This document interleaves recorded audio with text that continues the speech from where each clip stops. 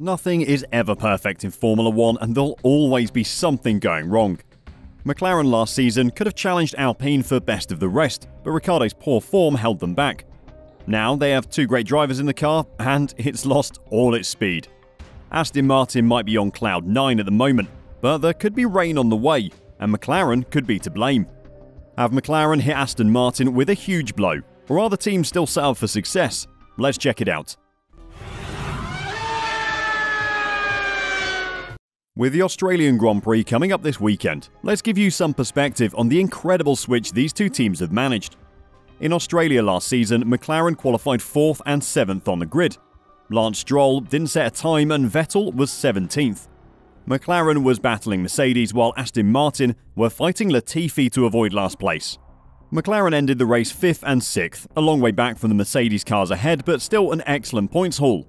Vettel retired on lap 24 due to an unforced error, and Lance Stroll finished in 12th.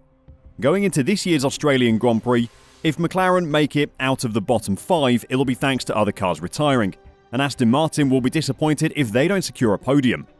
McLaren was hoping to be fighting where Aston Martin are this season, but clearly things have gone horribly wrong during their design process. They had some brake issues at the start of 2022, but otherwise the car was pretty good.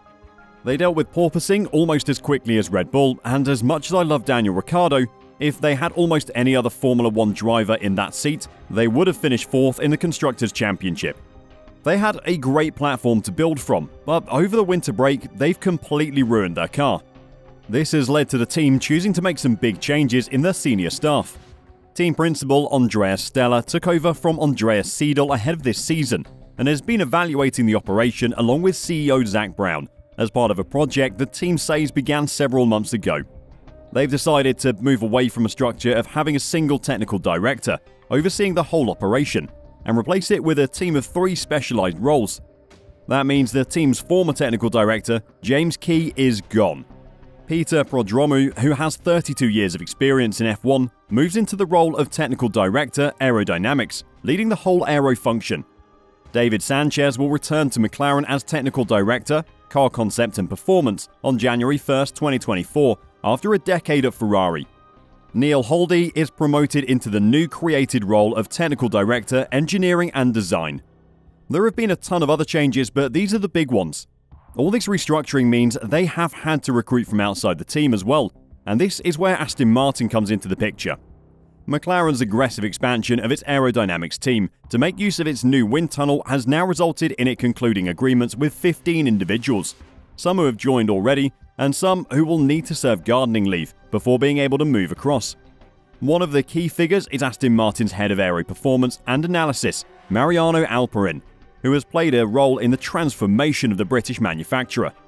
Alpine has a great deal of experience in F1, having had spells at AGS and Minardi before joining British American Racing and eventually becoming head of aerodynamics at Honda from 2006 to 2007. After Honda, he became head of aerodynamic development at Sauber from 2008 until 2019, before moving across to Aston Martin as chief of aerodynamic technology.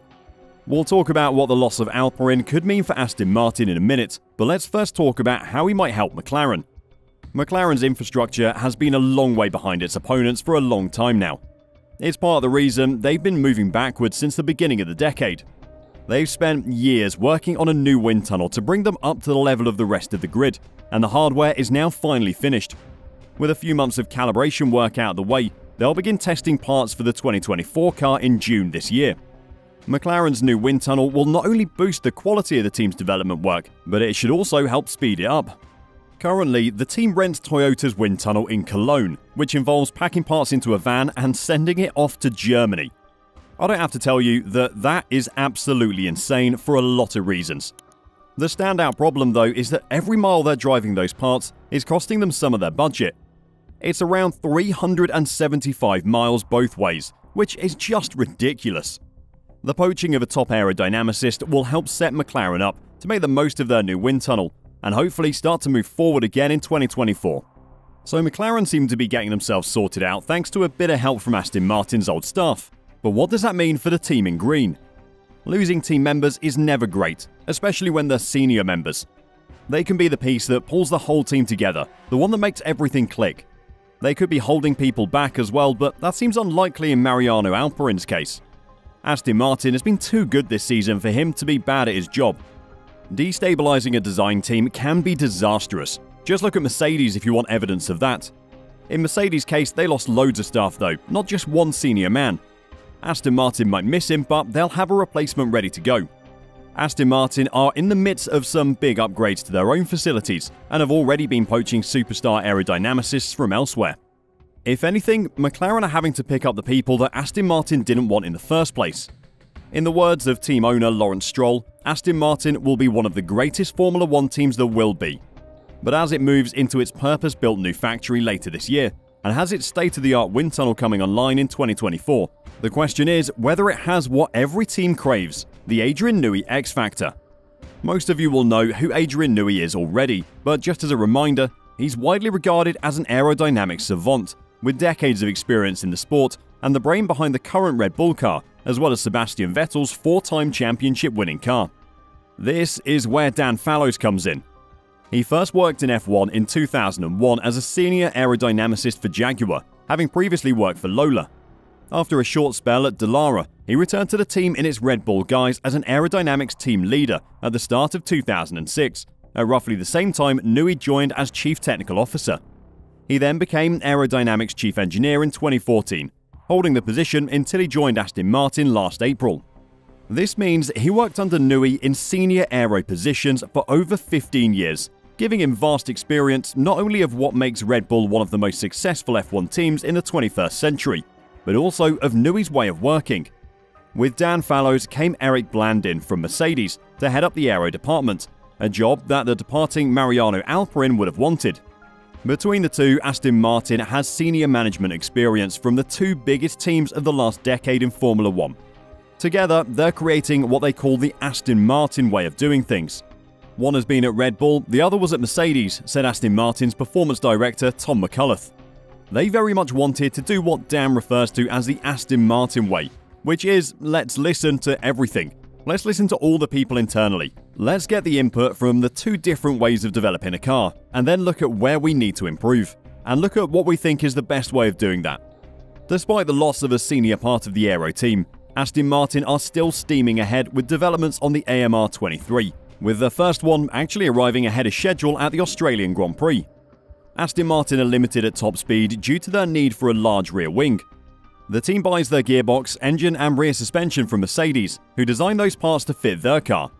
The gearbox is a great fit for a car with no side pods, but it doesn't work as well in the new Aston Martin car.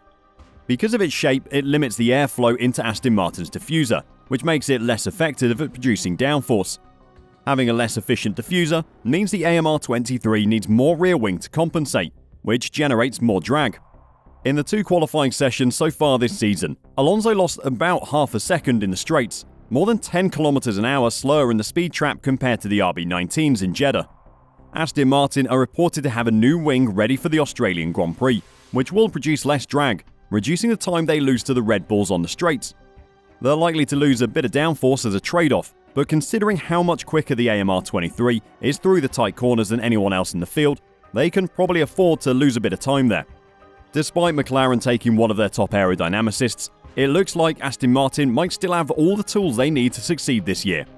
Do you think Aston Martin can continue to improve this year, or will Mercedes and Ferrari catch them as the season goes on? And what about McLaren? Will their new staff be able to save them this season? Let us know your thoughts in the comments down below, and until next time, drive safe and bye for now.